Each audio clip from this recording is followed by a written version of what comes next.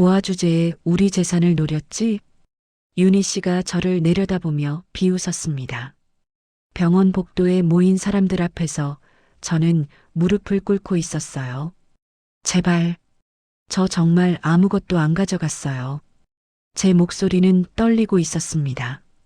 거짓말 마세요. 유언장을 훔치려던 거 아니에요? 저는 도둑이 아니에요. 그럼 왜 서랍을 다 뒤져놓고 지갑을 들고 있었어요? 저는 더 이상 변명할 수 없었어요. 상황이 너무 불리했거든요. 당장 병원에서 나가세요. 윤희 씨의 날카로운 목소리가 복도에 울려 퍼졌습니다. 그 순간 5층에서 울음소리가 들려왔어요. 선영아, 선영아. 할머니의 목소리였습니다. 저를 간절히 부르고 계셨어요. 제발, 한 번만 더 올라가게 해주세요.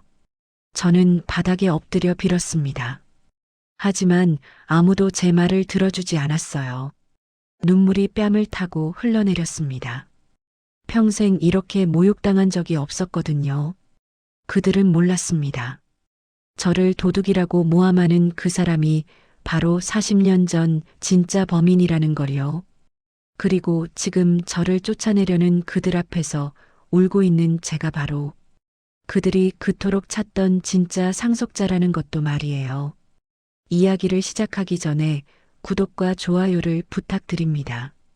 구독과 좋아요는 영상 제작에 많은 도움과 힘이 됩니다.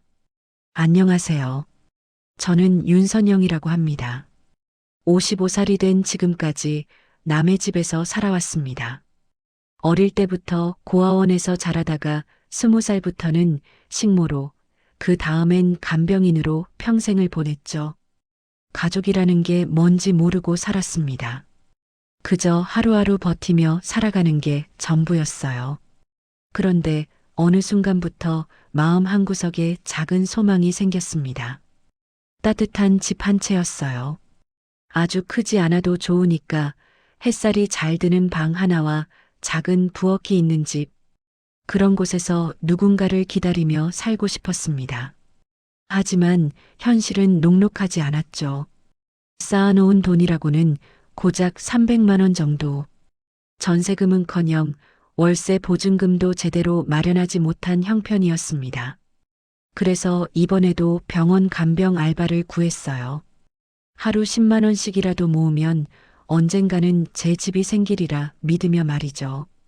오늘이 첫 출근 날이었습니다. 윤선영 씨죠. 반갑습니다. 병원 간병센터 팀장님이 저를 맞아주셨어요. 깔끔한 정장을 입은 50대 초반의 여성분이었습니다. 네, 안녕하세요. 환자분이 좀 특별한 케이스예요. 백화련 회장님이신데 말씀을 거의 못 하시거든요. 뇌경색으로 쓰러지신 지 한 달 정도 됐고요. 팀장님은 저를 병실로 안내하며 설명해 주셨습니다. 복도를 따라 걸으면서 보니 여긴 VIP 병동이었어요. 일반 병실과는 차원이 다른 시설들이 눈에 띄었습니다. 가족분들이 좀 까다로우실 수 있어요. 특히 며느리분이 신경질적이시거든요. 조심스럽게 행동하시면 됩니다. 팀장님의 목소리에 약간의 걱정이 섞여 있었습니다. 병실 문을 열고 들어가는 순간 저는 숨이 멎을 뻔했습니다. 침대에 누워있는 할머니의 모습이 제 눈에 들어왔거든요. 80이 넘으셨다고 했는데도 품위가 느껴지는 분이셨어요. 하얀 머리카락이 베개 위로 부드럽게 흘러내렸고 깊게 패인 주름 사이로도 단단했을 의지가 엿보였습니다. 그런데 무엇보다 놀라웠던 건 할머니의 눈이었어요. 감고 계신 줄 알았는데 제가 가까이 가자 천천히 눈을 뜨셨습니다. 그 순간 할머니와 제 시선이 마주쳤죠. 안녕하세요, 백화련 회장님. 오늘부터 간병을 맡게 된 윤선영입니다. 저는 정중하게 인사를 드렸습니다. 그리고 자연스럽게 할머니의 손을 잡았어요. 맥박을 재고 체온을 확인하는 게 간병인의 기본 업무였거든요. 그런데 그 순간이었습니다. 할머니의 눈에서 눈물이 주르륵 흘러내렸어요. 소리 없이, 하지만 끊임없이 눈물이 흘렀습니다. 마치 오랫동안 기다려왔던 누군가를 만난 것처럼요. 내 딸. 할머니가 떨리는 목소리로 속삭였습니다. 거의 들리지 않을 정도로 작은 소리였지만 분명히 들렸어요. 저는 당황했습니다. 무슨 뜻인지 알 수가 없었거든요. 회장님, 저는 윤선영이에요. 간병인입니다. 하지만 할머니는 제 손을 놓지 않으셨어요. 오히려 더 꽉 잡으시며 계속 눈물을 흘리셨습니다. 바로 그때 병실 문이 열렸습니다. 어머, 뭐 하시는 거예요? 날카로운 목소리와 함께 50대 후반으로 보이는 여성이 들어왔습니다. 값비싼 한복을 입고 있었고 목과 손목에는 금장신구가 화려하게 걸려 있었어요. 아마 며느리분인 것 같았습니다. 죄송합니다. 간병을 시작하려고 했는데 어머니가 또 그러시네요. 치매라서 그래요. 아무나 보면 딸이라고 하시거든요. 그 여성은 저를 째려보며 말했습니다. 그리고 할머니에게 다가가서는 억지로 제 손을 떼어 놓았어요. 정신 차리세요, 어머니. 저 사람은 그냥 간병인이에요. 하지만 할머니는 계속 저를 바라보셨습니다. 눈물이 마르지 않은 채로 말이죠. 정윤희입니다. 회장님의 며느리예요. 앞으로 잘 부탁드려요. 며느리분이 차갑게 인사했습니다. 그런데 그 목소리에는 경계심이 가득했어요. 네, 윤선영입니다. 잘 부탁드립니다. 저는 90도로 인사했습니다. 하지만 마음 한구석이 이상했어요. 할머니가 제 손을 잡았을 때 느꼈던 그 따뜻함이 아직도 남아 있었거든요. 며느리분이 나간 후 저는 할머니 곁에서 조용히 간병 업무를 시작했습니다. 체온을 재고 혈압을 측정하고 침대 정리를 했죠. 그런데 계속해서 할머니의 시선이 저를 따라왔어요. 저녁 무렵이 되었습니다. 할머니는 대부분의 시간을 주무셨지만 깨어 계실 때마다 제게 말을 걸려고 하셨어요. 하지만 뇌경색 후유증 때문인지 말씀이 잘 나오지 않으셨습니다. 물 드릴까요? 제가 물어보면 할머니는 고개를 끄덕이셨어요. 그리고 물을 드시면서도 계속 제 얼굴을 바라보셨습니다. 마치 제가 누군지 기억하려고 애쓰시는 것 같았어요. 밤이 깊어갔습니다. 병실은 조용했고 복도에서 들려오는 간호사들의 발소리만이 정적을 깨뜨렸습니다. 저는 할머니 침대 옆 의자에 앉아 있었어요. 그런데 새벽 2시쯤 되었을까요? 할머니가 갑자기 눈을 뜨셨습니다. 그리고 떨리는 손으로 침대 서랍을 가리키셨어요. 뭔가 필요하신가요? 할머니는 고개를 끄덕이셨습니다. 저는 서랍을 열어봤어요. 그 안에는 메모지와 펜이 들어 있었습니다. 할머니가 힘겹게 몸을 일으키려 하셨어요. 저는 급하게 할머니를 부축해 드렸습니다. 천천히 하세요. 할머니는 떨리는 손으로 펜을 잡으셨습니다. 그리고 메모지 위에 무언가를 쓰기 시작하셨어요. 글씨가 매우 흐릿했지만 간신히 알아볼 수 있었습니다. 내가 죽기 전에 진실을 말해야 한다. 그 글을 다 쓰시고 나서 할머니는 제 손에 쪽지를 쥐어주셨어요. 그리고 다시 눕더니 제 손을 꽉 잡으셨습니다. 저는 그 쪽지를 바라보며 가슴이 두근거렸습니다. 무슨 뜻인지 알 수 없었지만 뭔가 중요한 일이 벌어지고 있다는 걸 직감할 수 있었어요. 할머니는 제 손을 놓지 않으신 채 다시 잠들었습니다. 저는 그날 밤 한잠도 자지 못했어요. 할머니의 눈물과 그 쪽지가 계속 머릿속을 맴돌았거든요. 새벽이 밝아왔을 때 저는 이상한 예감에 사로잡혔습니다.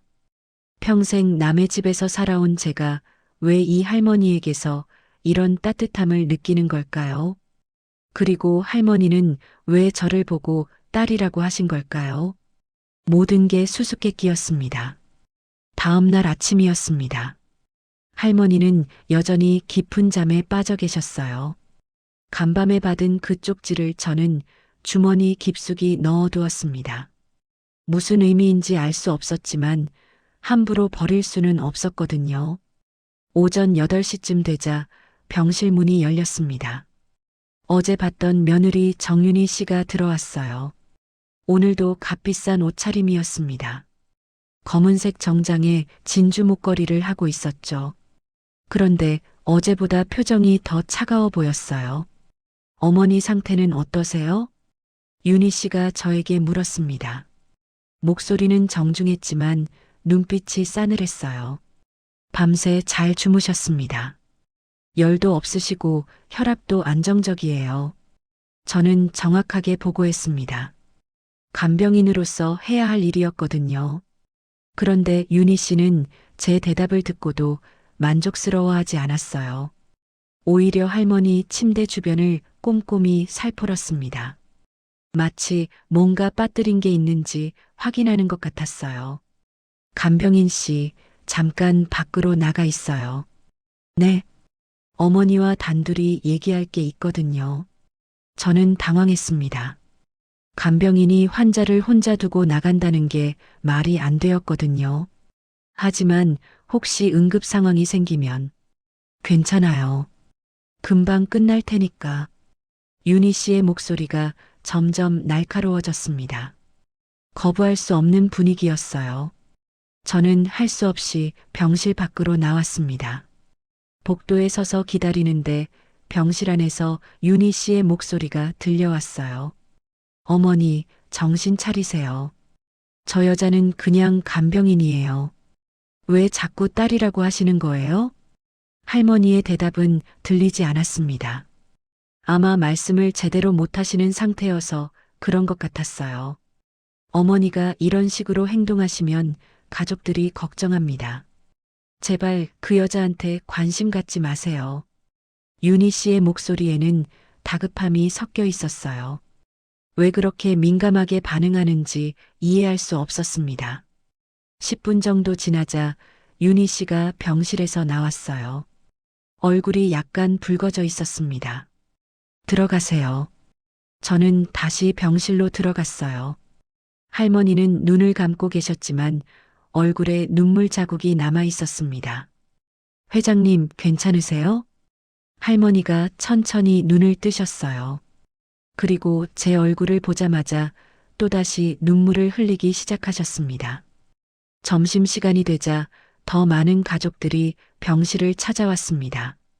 40대 초반으로 보이는 남성이 들어왔어요. 정장 차림에 명품 시계를 차고 있었습니다. 아마 윤희 씨의 남편인 것 같았어요. 어머니 안녕하세요. 그가 할머니께 인사를 드렸습니다. 그런데 할머니는 아들에게는 별다른 반응을 보이지 않으셨어요. 대신 제가 있는 쪽을 계속 바라보셨습니다.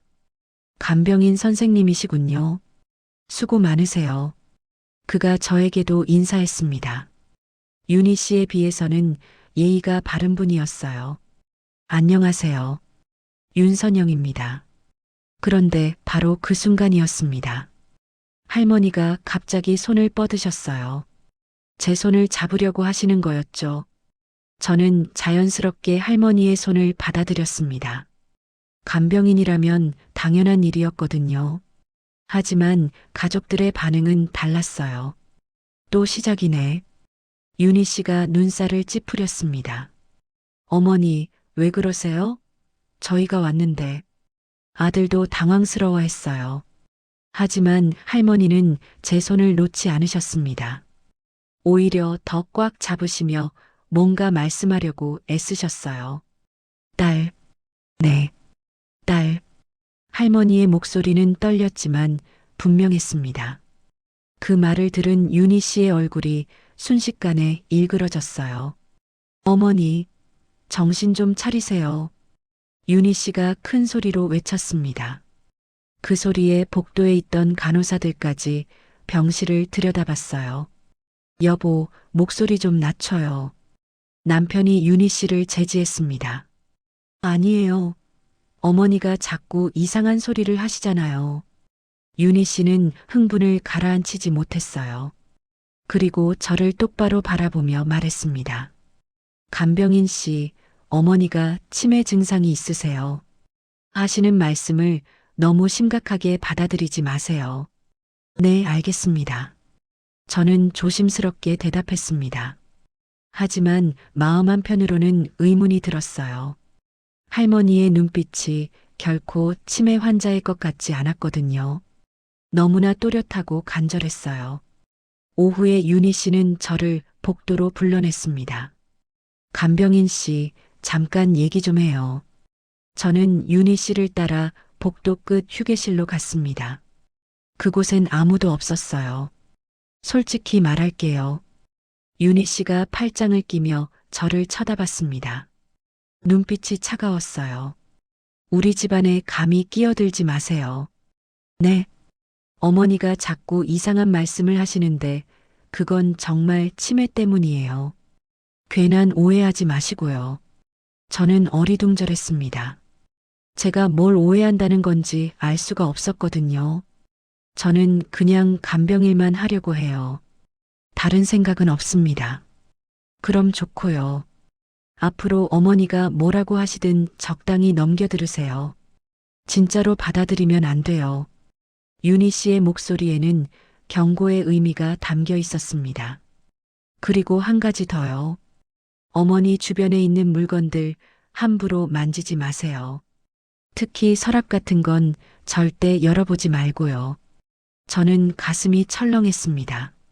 어젯밤에 할머니가 직접 서랍을 가리키셨는데 말이에요. 알겠습니다. 저는 그렇게 대답했지만 마음이 불편했어요. 뭔가 숨기는 게 있다는 느낌이 들었거든요. 병실로 돌아가자 할머니는 깨어 계셨어요. 그리고 제가 들어가는 순간 또다시 눈물을 흘리기 시작하셨습니다. 회장님, 왜 자꾸 우세요? 저는 조심스럽게 물었습니다. 할머니는 입술을 떨며 뭔가 말씀하려고 애쓰셨어요. 하지만 명확한 말은 나오지 않았습니다. 저녁이 되자 윤희 씨가 다시 병실에 나타났어요. 이번에는 또 다른 가족과 함께였습니다. 30대 초반의 여성이었는데 아마 딸인 것 같았어요. 할머니 안녕하세요. 딸이 인사를 했지만 할머니는 여전히 제게만 관심을 보이셨어요. 엄마, 저 간병인 바꾸는 게 어때요? 할머니가 너무 의존하시는 것 같은데. 딸이 윤희 씨에게 속삭였습니다. 하지만 저도 들을 수 있을 정도의 목소리였어요. 그러게 말이야. 하루 이틀이면 모르겠는데 계속 이런 식이면. 윤희 씨도 동조했습니다. 저는 점점 이해할 수 없었어요. 제가 뭘 잘못했다는 건지 알 수가 없었거든요. 그냥 간병 업무만 충실히 하고 있는데 왜 이렇게 적대적으로 대하는 걸까요? 밤이 되자 가족들은 모두 집으로 돌아갔습니다. 병실에는 할머니와 저만 남았어요. 할머니는 제 손을 잡으시며 계속 뭔가 말씀하려고 하셨습니다. 딸아, 내 딸아. 그 말을 들을 때마다 가슴 한구석이 따뜻해졌어요. 평생 가족이라는 걸 경험해 본 적이 없던 저였는데 할머니의 목소리에서 묘한 안정감을 느꼈습니다. 하지만 동시에 두려움도 생겼어요. 윤희 씨의 경고가 계속 머릿속을 맴돌았거든요. 새벽이 되자 할머니가 또다시 서랍을 가리키셨어요. 하지만 이번에는 윤희 씨의 말이 떠올라서 망설여졌습니다. 할머니는 제 망설임을 알아차리신 것 같았어요. 더욱 간절한 눈빛으로 저를 바라보셨습니다. 그 순간 저는 직감했습니다. 이건 단순한 치매 증상이 아니라는 걸요. 뭔가 중요한 비밀이 숨겨져 있다는 걸 말이에요. 하지만 그게 무엇인지는 아직 알 수 없었습니다.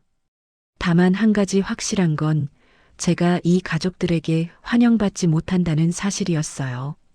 왜 그럴까요? 저는 그저 평범한 간병인일 뿐인데 말이에요. 사흘째 밤이었습니다. 할머니의 상태가 조금씩 나빠지고 있었어요. 낮에는 거의 잠들어 계시고 깨어 계실 때도 말씀을 더욱 어려워하셨습니다. 하지만 저를 향한 그 간절한 눈빛만은 변하지 않았어요. 윤희 씨는 매일 찾아와서 저를 감시했습니다. 제가 할머니와 대화를 나누거나 손을 잡는 것조차 못마땅해 했어요. 심지어 오늘은 다른 간병업체를 알아보고 있다고 하더군요. 내일까지만 더 지켜보고 결정하겠어요. 윤희 씨가 오후에 남편과 나눈 대화였습니다. 제가 들으라는 듯이 큰 소리로 말했어요. 저는 마음이 무거웠습니다. 아직 할머니의 비밀을 알아내지도 못했는데 이렇게 떠나게 되는 건 아닌지 걱정됐거든요. 밤 10시쯤 되자 병실은 조용해졌습니다. 복도의 조명도 어둠침침해져서 더욱 적막했어요. 할머니는 얕은 잠에 빠져 계셨고 저는 의자에 앉아 간병일지를 정리하고 있었습니다. 그런데 갑자기 할머니가 헉헉거리기 시작했어요. 회장님, 괜찮으세요? 저는 급하게 할머니께 다가갔습니다. 할머니의 얼굴이 창백해져 있었고 식은땀이 흘러내리고 있었어요. 숨이. 할머니가 가쁜 숨을 쉬며 무언가를 말씀하려고 애쓰셨습니다. 진통제 드릴까요? 간호사를 불러올게요. 하지만 할머니는 제 손목을 꽉 잡으셨어요. 마치 가지 말라는 뜻인 것 같았습니다. 유 원장, 할머니의 목소리는 거의 들리지 않을 정도로 작았습니다. 유 원장이요? 서재, 첫 번째, 서랍. 할머니가 떨리는 손가락으로 어딘가를 가리키셨어요. 저는 할머니의 말씀이 무슨 뜻인지 알 수 없었습니다. 하지만 뭔가 중요한 일이라는 건 느낄 수 있었어요. 무슨 말씀인지 잘 모르겠어요. 서재, 가야, 에. 할머니의 호흡이 더욱 거칠어졌습니다. 그리고 제 손을 놓지 않으신 채 계속 반복하셨어요. 서재, 유 원장, 서랍. 저는 고민했습니다. 할머니께서 말씀하시는 서재가 어디인지도 몰랐고 무엇보다 제가 함부로 돌아다녀도 되는 건지 확신할 수 없었거든요. 하지만 할머니의 상태가 심상치 않았어요. 계속 똑같은 말만 반복하시며 초조해 하셨습니다. 회장님, 제가 서재에 가서 뭘 해야 하는 거예요? 유 원장, 가져와. 할머니의 목소리에는 절박함이 섞여 있었습니다. 그 순간 저는 결정했어요. 할머니께서 이렇게 간절히 부탁하시는데 모른 척 할 수는 없었거든요. 알겠습니다. 다녀올게요. 할머니는 제 손을 놓으시며 안도의 표정을 지으셨어요. 저는 병실을 나와 복도를 걸었습니다. 간호사 스테이션에는 당직 간호사 한 명만 졸고 있었어요. 다행히 제가 지나다니는 걸 눈치채지 못했습니다. 엘리베이터를 타고 2층 위로 올라갔어요. 할머니 병실이 5층이었으니까 7층쯤 되는 곳에 서재가 있을 거라고 생각했습니다. VIP 병동 환자들을 위한 특별 시설이 있다고 들었거든요. 7층에 도착하자 복도 끝에 서재라고 적힌 표지판이 보였어요. 문은 열려 있었습니다. 안으로 들어가니 벽면 가득히 책들이 꽂혀 있었고 중앙에는 커다란 책상이 놓여 있었어요. 분위기가 상당히 고급스러웠습니다. 할머니께서 말씀하신 첫 번째 서랍을 찾아봤어요. 책상 오른쪽에 있는 서랍이었습니다. 서랍을 열어보니 여러 가지 서류들이 들어 있었어요. 그런데 가장 위에 있어야 할 것 같은 중요한 문서는 보이지 않았습니다. 이상했어요. 할머니께서 그렇게 급하게 찾으라고 하셨는데 아무것도 없다니. 저는 다른 서랍들도 열어봤습니다. 하지만 역시 유언장 같은 건 찾을 수 없었어요. 그런데 바닥에서 무언가 반짝이는 게 눈에 띄었습니다. 가까이 가서 보니 제 지갑이었어요. 이게 왜 여기에? 저는 깜짝 놀랐습니다. 지갑을 언제 잃어버렸는지도 몰랐거든요. 주머니를 확인해 보니 정말 없었어요. 지갑을 주우려는 순간이었습니다. 거기서 뭐 하는 거예요? 뒤에서 날카로운 목소리가 들렸어요. 돌아보니 윤희 씨가 서 있었습니다.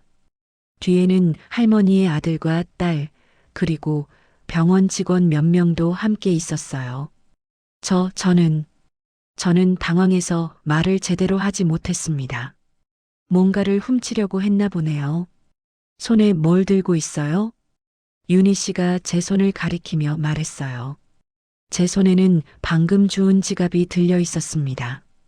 이건 제 지갑이에요. 바닥에 떨어져 있어서. 지갑이라고요? 그럼 어떻게 여기에 떨어져 있는 거죠?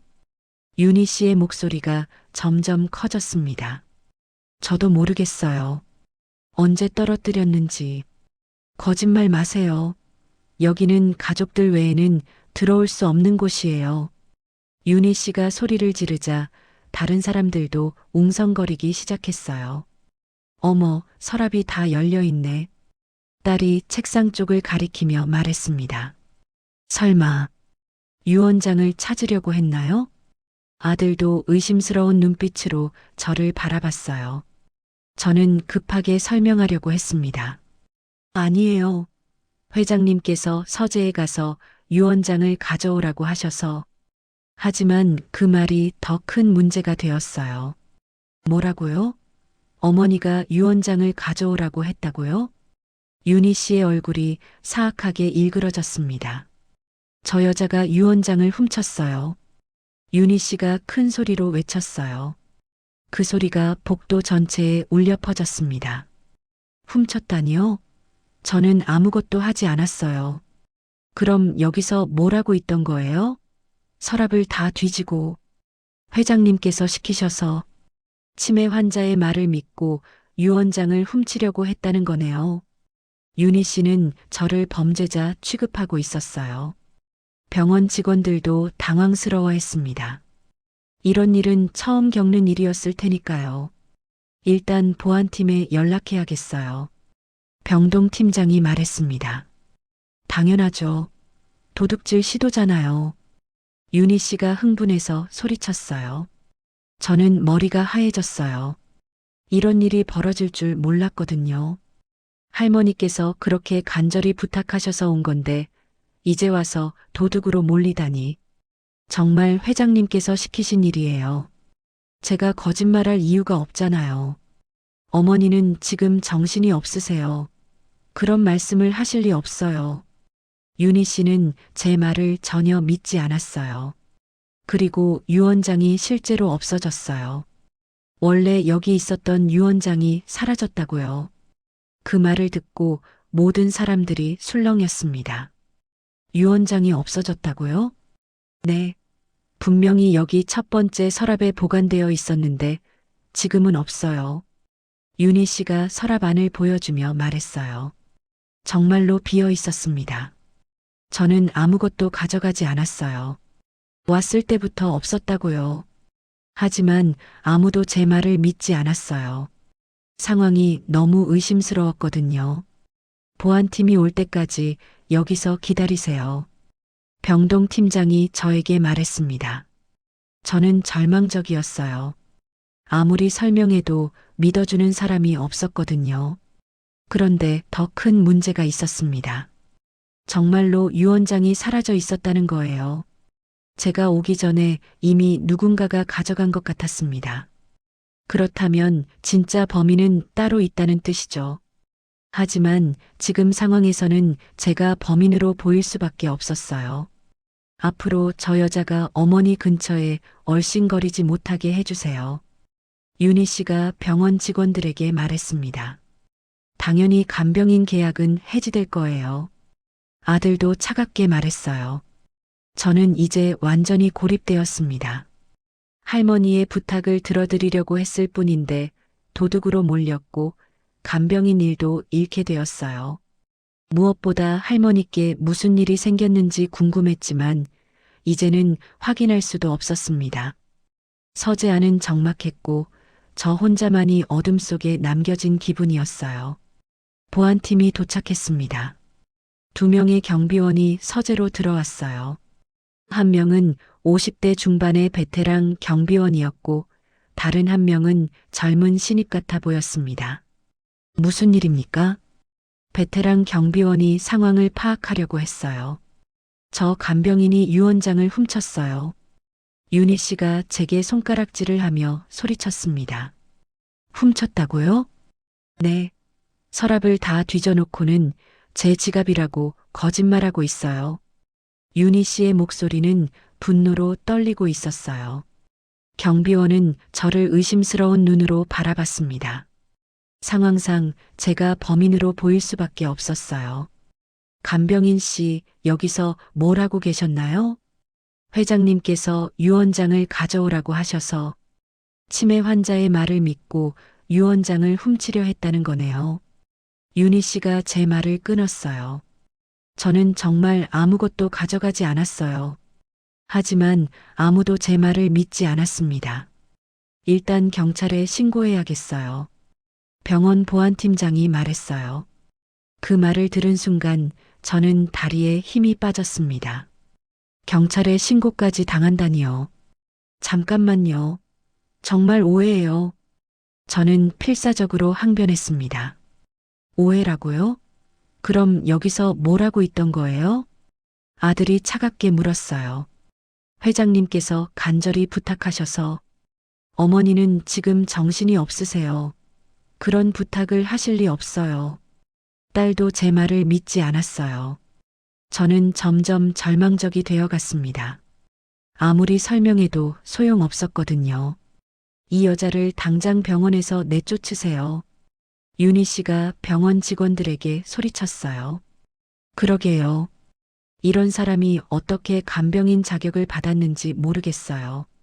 딸도 거들었습니다. 저는 무릎이 꺾였어요. 바닥에 주저앉으며 눈물이 왈칵 쏟아졌습니다. 제발, 저 정말 아무것도 안 가져갔어요. 제 목소리는 떨리고 있었어요. 고아 주제에 우리 재산을 노렸지?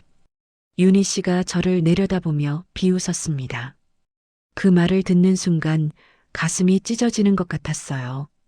고아라는 이유만으로 이렇게 모욕을 당해야 한다니요.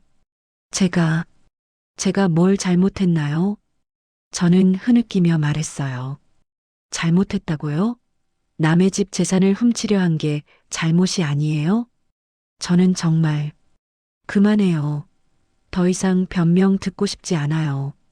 윤희 씨가 소리를 질렀어요. 당장 병원에서 나가세요. 경비원들이 저를 일으켜 세웠습니다. 팔을 잡혀 끌려가는 기분이었어요. 잠깐만요. 제 물건은 나중에 찾아가세요. 지금은 당장 나가야 해요. 병원 직원이 차갑게 말했어요. 저는 그대로 복도로 끌려 나왔습니다. 밤늦은 시간인데도 소란 때문에 다른 병실 사람들이 문을 열고 구경하고 있었어요. 엘리베이터 앞에서 저는 다시 한번 무릎을 꿇었습니다. 제발, 한 번만 더 기회를 주세요. 안 돼요. 도둑질 하려던 사람을 어떻게 믿어요. 윤희 씨는 냉정했어요. 엘리베이터 문이 열렸습니다. 경비원들이 저를 억지로 태웠어요. 회장님께는 말씀드렸나요? 저는 마지막으로 물었습니다. 어머니께 무슨 말을 드려요? 도둑질 당할 뻔했다고 말씀드리라는 거예요? 아들이 비꼬았어요. 엘리베이터 문이 닫혔습니다. 저는 혼자 아래층으로 내려가고 있었어요. 1층에 도착해서도 저는 제대로 걸을 수 없었습니다. 다리에 힘이 하나도 없었거든요. 병원 로비에는 몇 명의 사람들이 있었어요. 모두 제게 시선을 주고 있었습니다. 아마 위층에서 들려온 소동 때문일 거예요. 저는 로비 한 구석에 주저앉았어요. 갈 곳이 없었습니다. 간병센터에도 연락이 갔을 테니 다른 일을 구하기도 어려울 거예요. 도둑질 시도라는 낙인이 찍혔거든요. 하나님, 제가 뭘 잘못했나요? 저는 중얼거렸어요. 평생 성실하게 살아왔는데 이런 모욕을 당해야 한다니요. 그것도 할머니의 부탁을 들어드리려고 했을 뿐인데 말이에요. 시간이 흘렀습니다. 자정이 넘어가고 있었어요. 그런데 갑자기 5층에서 소란스러운 소리가 들려왔습니다. 무언가 급한 일이 벌어진 것 같았어요. 응급실로, 빨리. 의료진들의 목소리가 들렸어요. 저는 불안한 마음이 들었습니다. 혹시 할머니께 무슨 일이 생긴 건 아닐까요? 하지만 저는 이미 병원에서 쫓겨난 몸이었어요. 올라가 볼 수도 없었습니다. 1시간쯤 지났을까요? 엘리베이터에서 윤희 씨 가족들이 내려왔어요. 모두 심각한 표정이었습니다. 어머니 상태가 어떻게 됐어? 복도에서 누군가가 물었어요. 위독하세요. 갑자기 의식을 잃으셨대요. 아들의 목소리가 들렸어요. 저는 가슴이 철렁했습니다. 할머니께서 위독하시다니요. 그런데 이상한 게 계속 누군가 이름을 부르세요. 딸이 말했어요. 누구 이름? 선영이라고. 계속 선영이를 찾으세요. 그 말을 듣는 순간 저는 눈물이 쏟아졌어요. 할머니께서 저를 찾고 계시는 거였어요. 하지만 가족들은 할머니께 제가 어떻게 되었는지 말씀드리지 않을 거예요. 도둑질 시도를 했다고 생각하고 있으니까요. 선영이가 누구죠? 누군가가 물었어요. 그냥 치매 때문에 아무 이름이나 부르시는 거예요. 윤희 씨가 대답했어요. 저는 분노가 치밀어 올랐습니다. 할머니께서 그렇게 간절히 저를 찾고 계시는데 가족들은 무시하고 있었어요. 할머니께서 저를 찾고 계세요. 저는 일어나서 소리쳤어요. 윤희 씨 가족들이 저를 돌아봤어요. 깜짝 놀란 표정이었습니다. 당신 아직도 여기 있었어요? 윤희 씨가 눈을 부라렸어요. 할머니께 제가 어떻게 됐는지 말씀드려야 해요. 무슨 말을 하라는 거예요? 도둑질하다가 쫓겨났다고요? 저는 도둑이 아니에요. 할머니께서 부탁하신 일을 했을 뿐이에요. 또 시작이네요. 당장 병원에서 나가세요. 아들이 경비실에 전화를 걸려고 했어요. 저는 절망적이었습니다. 아무리 말해도 믿어주는 사람이 없었어요. 그때 5층에서 또 다른 소리가 들려왔어요. 선영아, 선영아. 할머니의 목소리였어요. 복도까지 들릴 정도로 큰 소리였습니다. 저는 엘리베이터 쪽으로 뛰어가려고 했어요. 하지만 경비원이 저를 막았습니다. 안 됩니다. 올라가시면 안 돼요. 제발, 한 번만. 저는 무릎을 꿇고 빌었어요. 하지만 아무도 제 말을 듣지 않았습니다.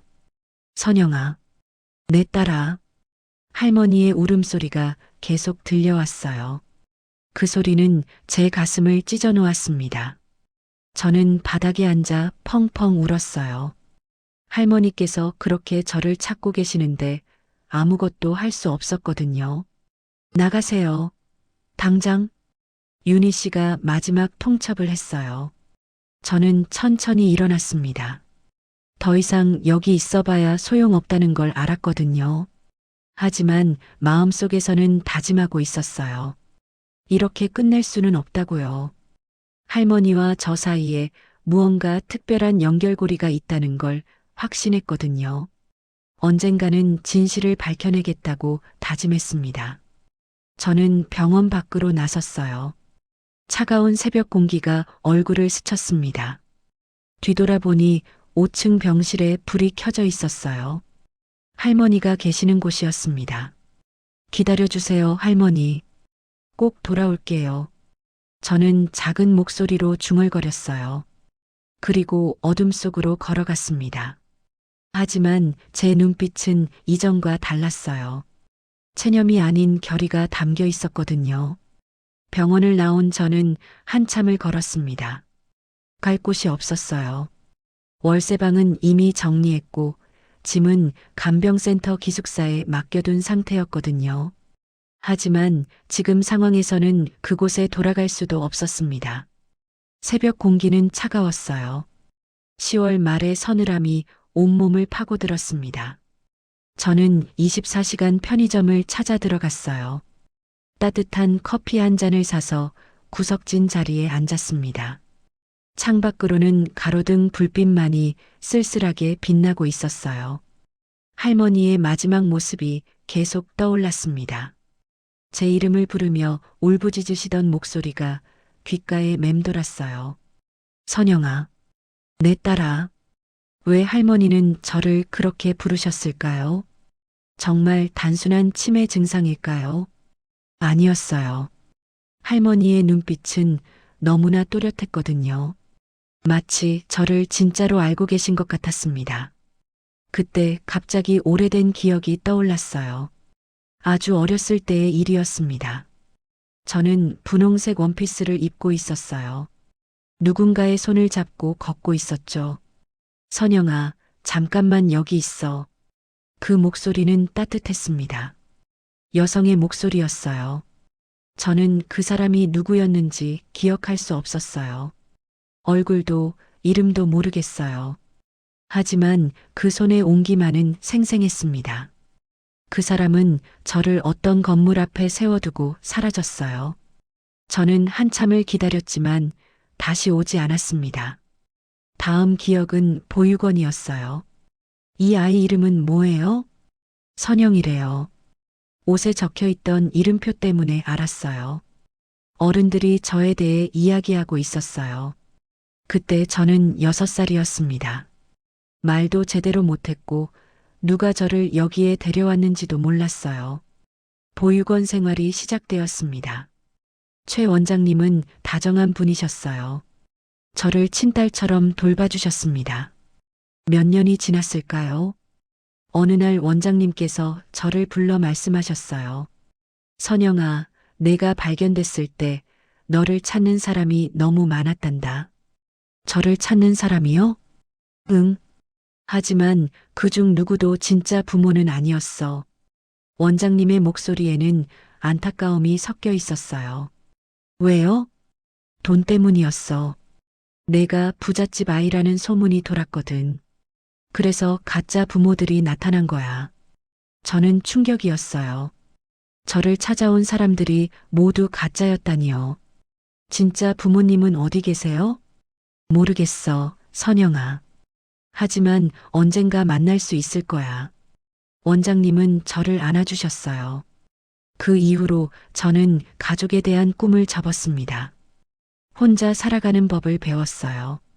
20살이 되어 보육원을 나올 때까지 진짜 가족은 나타나지 않았습니다. 편의점에 앉아있던 저는 그 기억을 떠올리며 울었어요. 할머니의 모습과 어릴 때 그 따뜻한 손길이 겹쳐 보였거든요.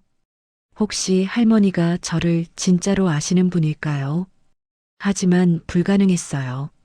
시간상 맞지 않았거든요.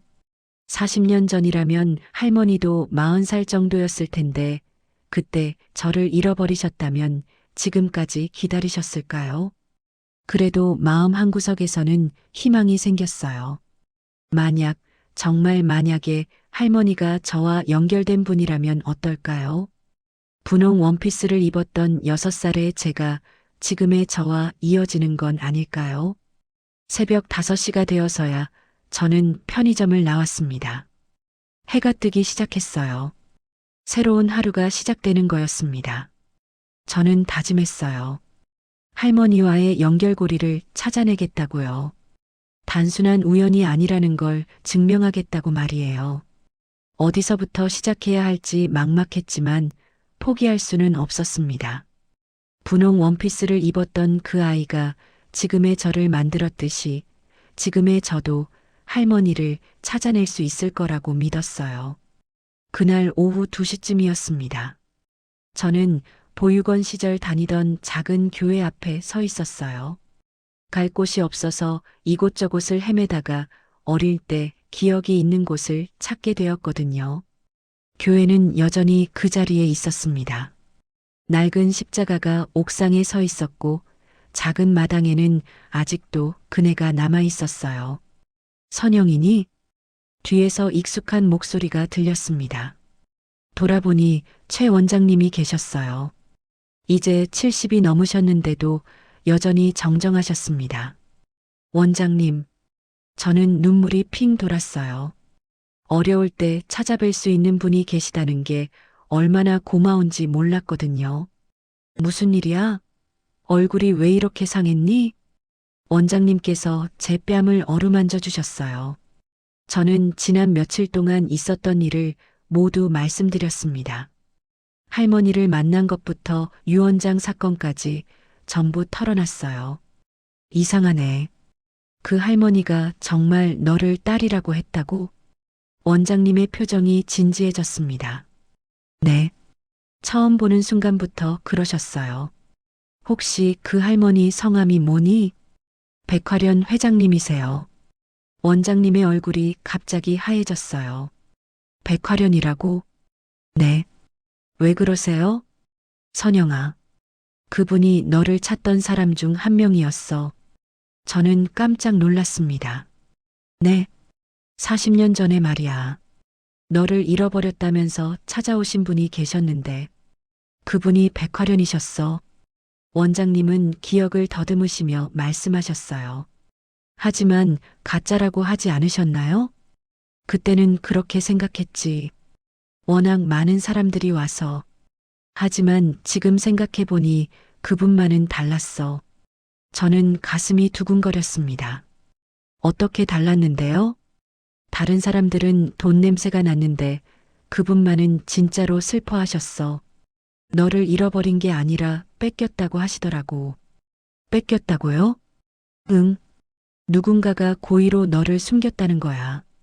저는 충격이었어요. 그렇다면 할머니께서 제 진짜 어머니일 가능성이 있다는 거였어요. 바로 그때였습니다. 제 핸드폰이 울렸어요. 모르는 번호였습니다. 여보세요? 윤선영 씨시죠? 저는 법무법인 정성의 박상우 변호사입니다. 변호사요? 백화련 회장님의 담당 변호사예요. 급히 만나 뵙고 싶은데요. 저는 어리둥절했습니다. 도둑으로 몰려 쫓겨난 제게 왜 변호사가 연락을 하는 걸까요? 무슨 일이신지 전화로는 말씀드리기 어렵습니다. 지금 어디 계세요? 저는 교회 주소를 알려드렸어요. 변호사님은 1시간 안에 오신다고 하셨습니다. 선영아, 뭔가 일이 커지는 것 같구나. 원장님께서 걱정스럽게 말씀하셨어요. 1시간 후 검은색 고급 승용차 한 대가 교회 앞에 섰습니다. 50대 후반으로 보이는 단정한 정장 차림의 남성이 내렸어요. 윤선영 씨시죠? 네. 박상우 변호사입니다. 변호사님은 정중하게 인사하셨어요. 그런데 표정이 상당히 심각했습니다. 회장님 상태가 어떠세요? 제가 먼저 물었어요. 위독합니다. 그래서 급히 찾게 되었어요. 변호사님은 서류 가방에서 봉투 하나를 꺼내셨어요. 이걸 당신께 전해드리라고 하셨습니다. 뭔가요? 회장님께서 직접 쓰신 편지예요. 저는 떨리는 손으로 봉투를 받았습니다. 겉에는 선영에게라고 할머니의 글씨로 적혀 있었어요.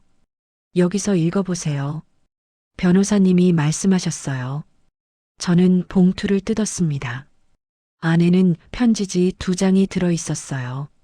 할머니의 떨리는 글씨로 빼곡히 적혀 있었습니다. 첫 줄을 읽는 순간 저는 충격에 빠졌어요. 내 딸 선영에게 딸이라고 하셨어요. 정말로 딸이라고 쓰여 있었습니다. 저는 계속 읽어내려갔어요. 윤선영, 넌 내 딸이다. 40년 전 교통사고가 났던 그날을 기억한다. 너는 6살이었고 분홍색 원피스를 입고 있었지. 저는 숨이 멎는 것 같았어요. 분홍색 원피스. 제가 기억하는 바로 그 옷이었어요. 사고 현장에서 너를 지키려 했으나 의식을 잃었다. 깨어났을 때 넌 이미 사라진 후였어. 나는 미친 듯이 너를 찾았다. 하지만 누군가가 고의로 너를 숨겼다는 걸 나중에 알았다. 그 사람은 내 며느리 윤이다. 저는 편지를 읽다가 손이 덜덜 떨렸어요. 윤희 씨가 저를 숨겼다고요? 윤희는 재산을 노리고 우리 집에 들어왔다. 내가 있으면 상속에 방해가 된다고 생각했을 거야. 그래서 사고를 이용해서 너를 없애버린 거다. 40년 동안 나는 너를 찾아 헤맸다. 수십 명의 사람들이 내 딸이라고 했지만 모두 거짓이었어. 하지만 내가 내 앞에 나타났을 때 나는 바로 알았다. 너의 눈빛, 손의 온기, 모든 것이 내 딸 그대로였어. 저는 편지를 읽으면서 펑펑 울었습니다. 할머니께서 40년 동안 저를 찾고 계셨다니요. 윤희는 내가 나타나자 당황했을 거야. 그래서 너를 쫓아내려고 온갖 수를 썼겠지. 유언장까지 숨기면서 말이야. 하지만 이제는 모든 걸 밝혀야 해. 너는 내 딸이고 정당한 상속자야. 편지 마지막에는 이렇게 적혀 있었어요. 선영아, 엄마가 늦어서 미안해. 이제라도 너를 찾게 되어 다행이야. 윤희의 거짓말에 속지 마. 넌 내 딸이고 사랑하는 내 피부치야. 저는 편지를 다 읽고 바닥에 주저앉았어요. 손에서 편지가 떨어졌습니다. 그럼 지금 날 모함한 사람이 내 인생을 바꿔버린 사람이라고요? 제 목소리는 떨리고 있었어요. 변호사님이 제 어깨에 손을 올려주셨어요. 회장님께서 모든 증거를 모아두셨습니다. 40년 전 사고 기록, 병원 진료 기록, 그리고 윤희 씨가 당신을 숨긴 증거까지요. 증거요? 당시 윤희 씨가 사람을 시켜서 당신을 보육원 앞에 버린 CCTV 영상도 있어요. 저는 믿을 수 없었어요. 그런 증거가 남아있다니요. 왜 지금까지 말씀 안 하셨어요? 확신이 없으셨거든요. 하지만 당신을 보는 순간 확신하게 되셨어요. 그래서 급하게 모든 걸 정리하신 거예요. 원장님께서 제 곁에 앉으셨어요. 선영아, 이제 이해가 되는구나. 그때 백화련 씨가 그렇게 간절했던 이유가 저는 아직도 현실감이 없었어요. 정말 제가 회장님의 딸이라는 거예요? DNA 검사도 해보시겠지만 편지에 적힌 내용들이 모두 사실과 일치합니다. 변호사님이 다른 서류를 꺼내셨어요. 이건 새로운 유언장입니다. 회장님께서 어젯밤에 새로 작성하셨어요. 새로운 유언장요? 네. 당신을 정식 상속자로 명시한 유언장이에요. 그리고 윤희 씨의 모든 범죄 사실도 기록되어 있고요. 저는 머리가 어지러웠어요.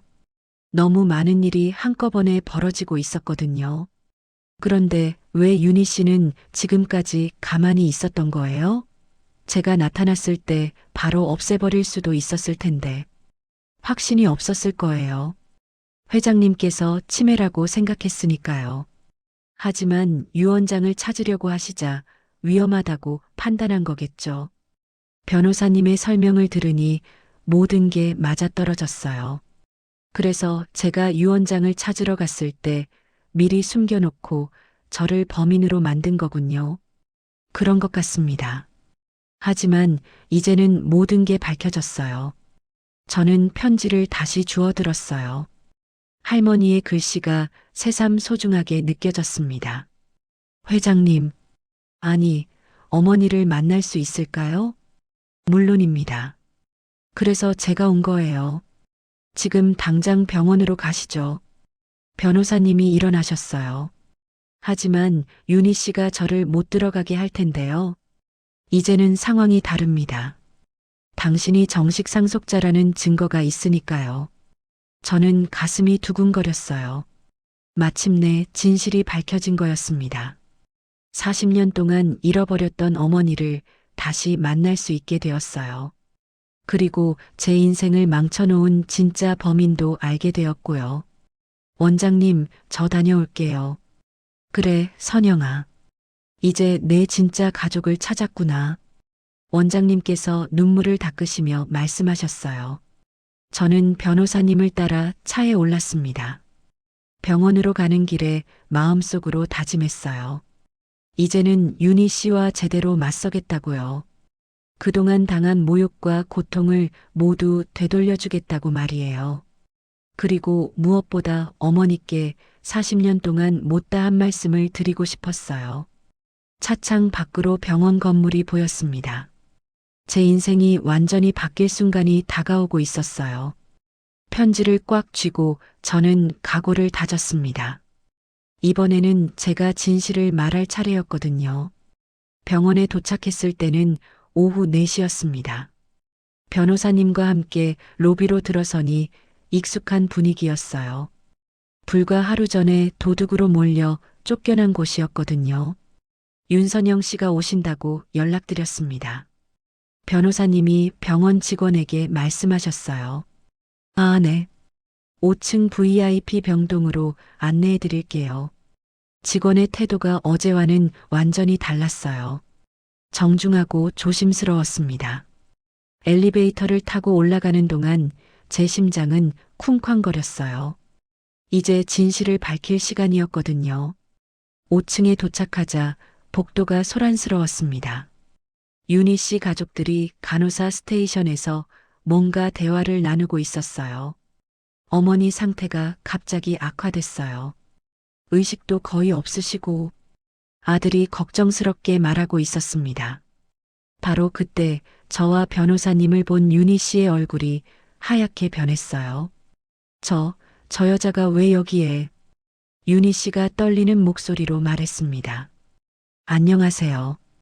박상우 변호사입니다. 변호사님이 정중하게 인사하셨어요. 변호사요? 무슨 일로 오신 거죠? 아들이 의아해했습니다. 회장님께서 부르셨습니다. 중요한 서류를 전달해야 할 일이 있어서요. 변호사님은 차분하게 설명하셨어요. 어머니께서 부르셨다고요? 하지만 지금 의식이 없으신데. 딸이 의심스러워했습니다. 어젯밤에 미리 연락을 받았습니다. 오늘 오후에 가족 여러분들과 윤선영 씨를 모시고 중요한 발표를 하라고 하셨어요. 변호사님의 말을 듣고 윤희 씨의 얼굴이 점점 굳어갔어요. 무슨 발표요? 회장님의 유언과 관련된 내용입니다. 그 말에 복도가 조용해졌습니다. 모든 사람들의 시선이 저와 변호사님에게 쏠렸어요. 그런데 저 여자는 왜 여기 있는 거예요? 도둑질 하려던 사람을 왜 데려온 거죠? 윤희 씨가 날카롭게 따졌습니다. 그 부분도 함께 설명드리겠습니다. 일단 회의실로 가시죠. 변호사님이 병동 끝에 있는 가족 상담실을 가리키셨어요.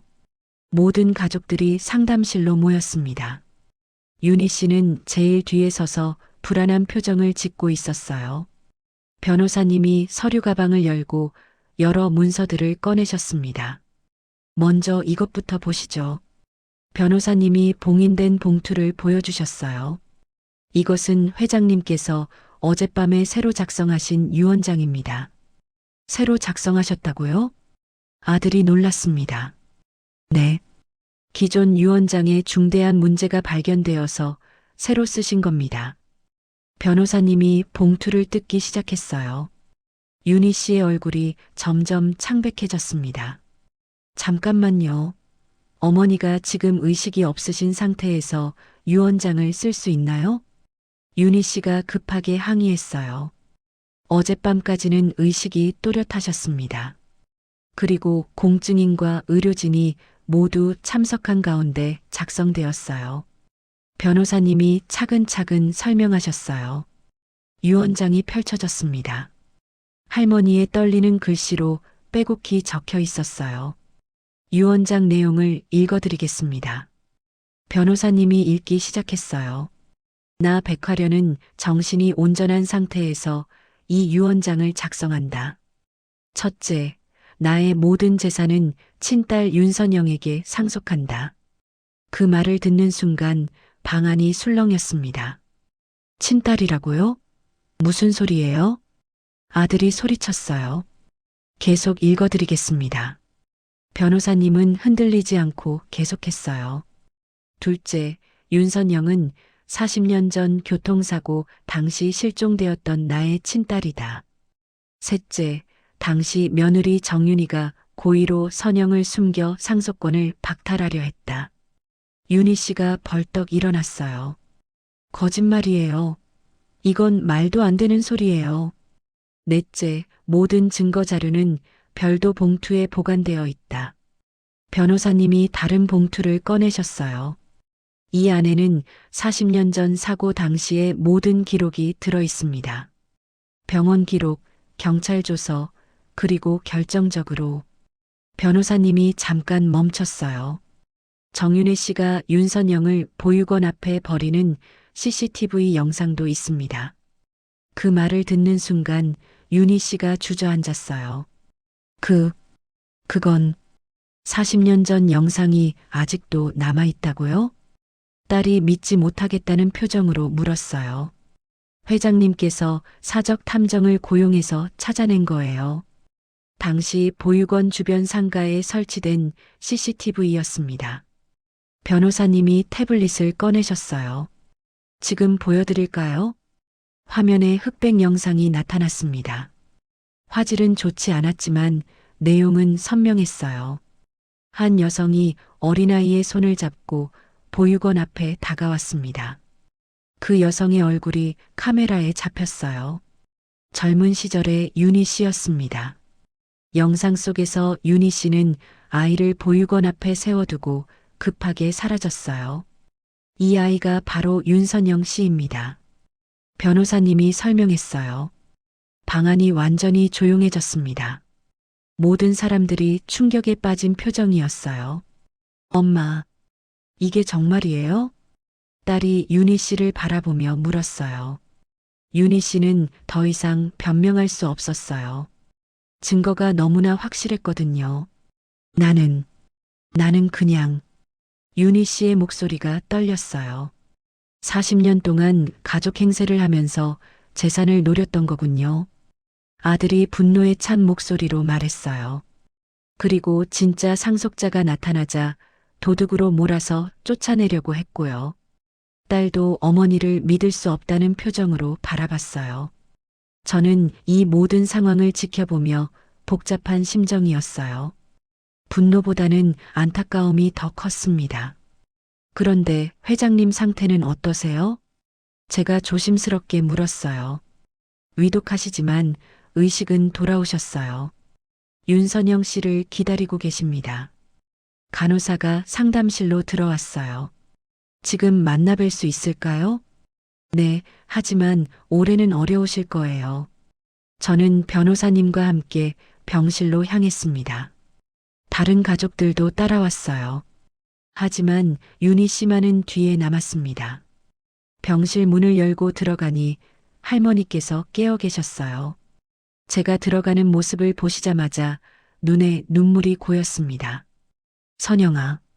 할머니의 목소리는 가늘었지만 또렷했어요. 저는 할머니 침대 옆으로 다가갔습니다. 할머니께서 떨리는 손을 뻗으셨어요. 저는 그 손을 잡았습니다. 여전히 따뜻했어요. 어머니. 처음으로 어머니라고 불러봤습니다. 할머니의 눈에서 눈물이 흘러내렸어요. 미안하다.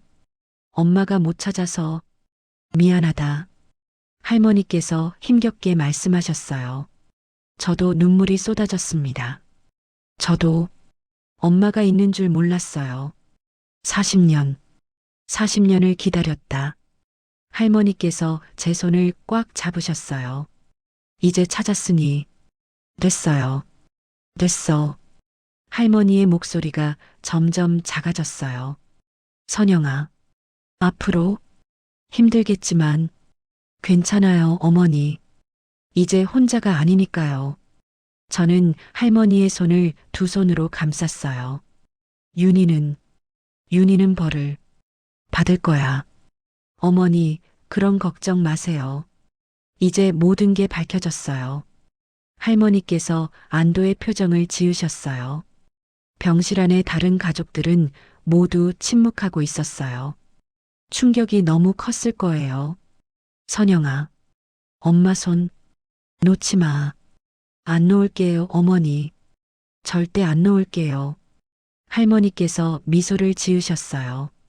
40년 만에 딸을 찾은 어머니의 미소였어요. 그 순간 병실 밖에서 경찰이 들어왔습니다. 정윤희 씨 계시나요? 사기와 아동유기 혐의로 체포하겠습니다. 윤희 씨는 이미 복도에서 수갑을 차고 있었어요. 모든 진실이 밝혀졌습니다. 40년 동안 숨겨졌던 비밀이 마침내 세상에 드러난 거였어요. 저는 할머니의 손을 잡고 있으면서 생각했어요. 이제 정말로 가족이 생겼구나. 따뜻한 집도 생겼고 기다려줄 사람도 생겼구나. 할머니께서 천천히 눈을 감으셨어요. 하지만 제 손은 여전히 꽉 잡고 계셨습니다. 마침내 어머니와 딸이 만났습니다. 40년이라는 긴 시간을 뛰어넘어서 말이에요. 일주일이 지났습니다. 할머니의 상태는 조금씩 나아지고 있었어요. 저를 찾았다는 안도감 때문인지 얼굴에도 생기가 돌기 시작했습니다. 윤희 씨는 사기와 아동유기 혐의로 구속되었어요. 40년 동안 숨겨왔던 모든 진실이 밝혀진 거였습니다. 저는 매일 병원에서 할머니를 돌봤어요. 이제는 간병인이 아니라 딸로서 말이에요. 선영아, 오늘은 좀 어때? 할머니께서 제 손을 잡으며 물으셨어요. 좋아요, 어머니. 매일매일 꿈 같아요. 정말 그랬어요. 아직도 믿기지 않았거든요. 평생 혼자였던 제게 가족이 생겼다는 게 말이에요. 우리 집 구경하고 싶지 않니? 할머니께서 미소를 지으셨어요. 집이요? 응. 내가 어렸을 때 살던 집이야. 너를 위해서 그대로 보존해뒀어. 저는 가슴이 뭉클했어요. 어머니께서 40년 동안 저를 기다리며 제 방을 그대로 둬두셨다는 거였어요. 이틀 후 할머니는 퇴원하셨습니다. 병원 로비에서 휠체어에 앉으신 할머니와 함께 나오는데 마음이 벅찼어요. 처음으로 어머니와 함께 집에 가는 거였거든요. 검은색 고급 승용차가 병원 앞에 서 있었어요. 기사님이 정중하게 문을 열어주셨습니다. 어서 오십시오, 아가씨. 감사합니다. 저는 어색하게 인사했어요. 아직 이런 대접에 익숙하지 않았거든요. 차는 서울 강남의 한적한 주택가로 향했습니다. 넓은 정원이 있는 고급 저택들이 늘어서 있었어요. 저기가 우리 집이야. 할머니께서 창밖을 가리키셨어요. 웅장한 대문이 보였습니다. 그 뒤로는 아름다운 정원과 품격 있는 한옥이 자리하고 있었어요. 차가 대문 안으로 들어가자 마당에 여러 사람들이 서 있었습니다. 집안 직원들이었어요. 회장님, 아가씨, 어서 오세요. 나이 드신 가정부 아주머니가 깊숙이 인사하셨어요. 선영아, 저분이 김이모야. 내가 어렸을 때부터 여기서 일하셨지. 안녕하세요. 저는 정중하게 인사했어요. 아가씨, 정말 많이 닮으셨어요. 어렸을 때 그대로예요. 김이모님의 눈에 눈물이 고였어요. 집 안으로 들어가니 따뜻한 느낌이었어요. 고급스럽지만 화려하지 않고 품위가 있으면서도 편안했습니다. 내 방을 보여줄게. 할머니께서 계단을 가리키셨어요. 2층으로 올라가니 복도 끝에 방 하나가 있었어요. 문에는 예쁜 나무판에 선영이 방이라고 적혀 있었습니다. 문을 여는 순간 저는 숨이 멎었어요. 분홍색 벽지에 하얀 가구들, 그리고 인형들이 가득한 방이었어요. 6살 아이가 살 법한 방 그대로였습니다. 40년 동안 이대로 두었어. 언젠가 내가 돌아올 줄 알았거든. 할머니의 목소리가 떨렸어요. 책상 위에는 색연필과 그림책이 그대로 놓여 있었고 침대에는 곰인형이 앉아 있었어요. 제가 정말 여기서 살았던 건가요? 응. 내가 제일 좋아하던 방이야. 매일 여기서 그림을 그리고 놀았지. 저는 방 안을 둘러보며 눈물이 흘렀어요. 어릴 때 기억이 조각조각 떠오르는 것 같았거든요. 이제 다시 꾸며도 돼. 어른이 된 선영이에게 맞게 말이야.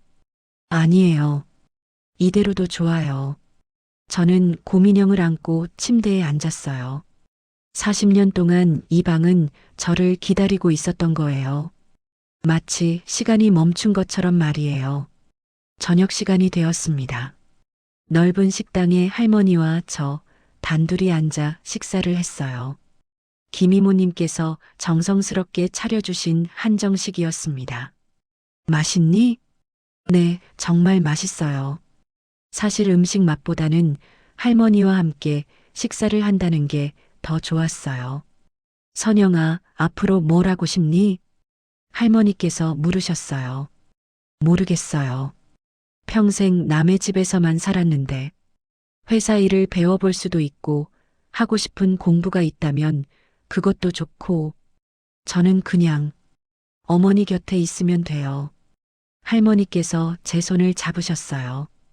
고마워. 하지만 선영이만의 꿈도 찾았으면 좋겠어. 식사를 마치고 할머니와 함께 정원을 산책했어요. 가을 끝자락의 정원은 쓸쓸하지만 아름다웠습니다. 단풍잎들이 바람에 흩날리고 있었어요. 어릴 때 내가 이 정원에서 뛰어다니던 모습이 생각나. 할머니께서 벤치에 앉으며 말씀하셨어요. 정말요? 응.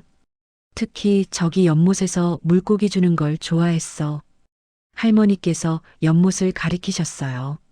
작지만 예쁜 연못에 잉어들이 헤엄치고 있었습니다. 저는 연못 앞에 쪼그리고 앉았어요. 물고기들이 제게 다가왔습니다. 신기해요. 저를 기억하는 것 같아요. 물고기는 40년을 못 살지. 할머니께서 웃으셨어요. 하지만 이곳의 모든 것들이 널 기다렸어. 나처럼 말이야. 밤이 되었습니다. 할머니께서는 일찍 주무시고 저는 제 방에서 혼자만의 시간을 보냈어요. 창밖으로는 첫눈이 내리기 시작했습니다. 작은 눈송이들이 조용히 내려앉고 있었어요. 저는 창가에 서서 눈을 바라보며 생각했어요. 평생 꿈꿔왔던 따뜻한 집이 바로 여기였구나. 제가 찾고 있던 건 새로운 집이 아니라 원래 제가 있던 자리였구나. 할머니 방에서 불빛이 새어나오고 있었어요. 아직 주무시지 않으신 것 같았습니다. 저는 조용히 할머니 방으로 갔어요. 어머니, 안 주무세요? 선영아, 들어와. 할머니께서는 침대에 기대앉아 계셨어요. 잠이 안 와서요. 너무 행복해서 그런가 봐. 저는 할머니 침대 옆에 앉았어요. 저도 그래요. 꿈 같아서 잠들기가 무서워요.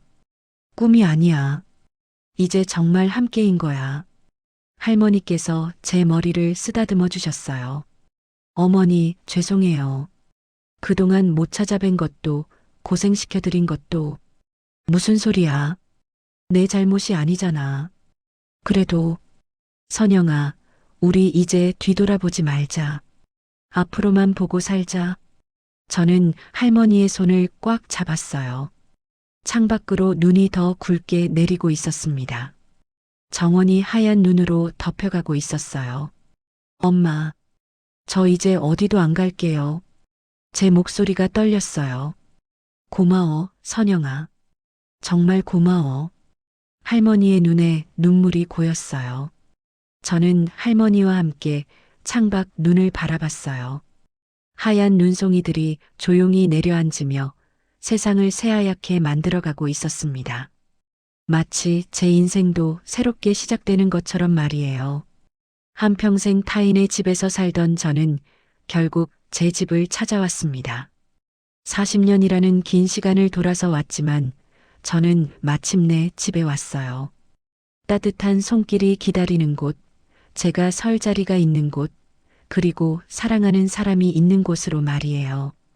첫눈은 계속 내리고 있었고 저와 할머니는 그 눈을 바라보며 조용히 미소를 짓고 있었습니다. 집으로 돌아온 딸과 딸을 기다린 어머니, 우리는 마침내 완전한 가족이 되었어요. 그럼 오늘 이야기는 여기까지입니다. 영상을 시청해주신 모든 분들 고맙습니다. 저는 AI 나레이션 사연 읽는 펭귄이었습니다. 구독과 좋아요 부탁드립니다. 감사합니다.